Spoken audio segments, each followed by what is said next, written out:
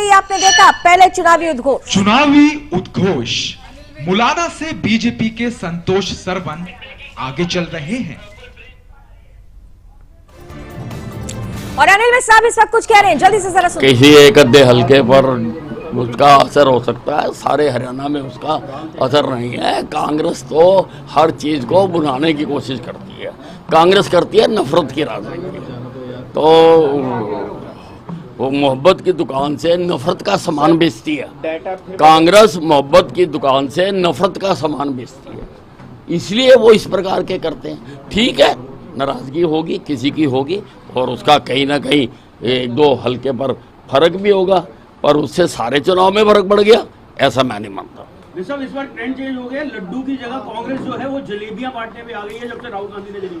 नहीं, अभी फैक्ट्री खोली नहीं राहुल गांधी जी ने, अभी उसका ताला लगा हुआ है। देखते हैं, अभी वो उठे होंगे, आएंगे, फैक्ट्री खोलेंगे, फिर जनरेटर स्टार्ट करेंगे, फिर उसमें से धुआं निकलेगा, फिर देखते हैं जलेबी आती है।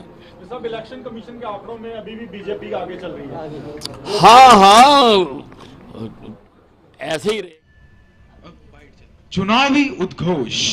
कलानौर से बीजेपी की रेणु डाबला आगे चल रही हैं। भी नहीं गए थे उस वक्त, तो पोस्टल बैलेटों की स्कैनिंग हो रही थी, प्रोसेस है। पहले पोस्टल बैलेट खुलते हैं, फिर उनकी स्कैनिंग होती है, फिर काउंटिंग होती है। अब एक राउंड खुल चुका है, दूसरे पर गिनती हो रही है।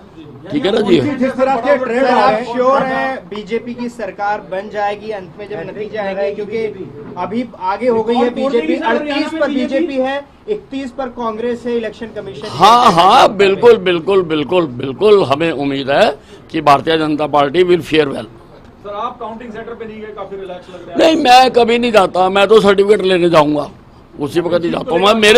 मेरा चुनाव मेरे कार्यकर्ता लड़ते हैं, मेरे शहर की जनता लड़ती है, और जश्न भी मेरे शहर की जनता ही मनाती है हर बार। मैं तो शामिल हो जाता हूँ। मुख्यमंत्री के पद पर अभी भी दावेदारी है आपकी? नहीं, देखिए, जो कहे हुए शब्द हैं वो कभी वापस नहीं लिए जाते। जो कहा हुआ है वो कहा हुआ है।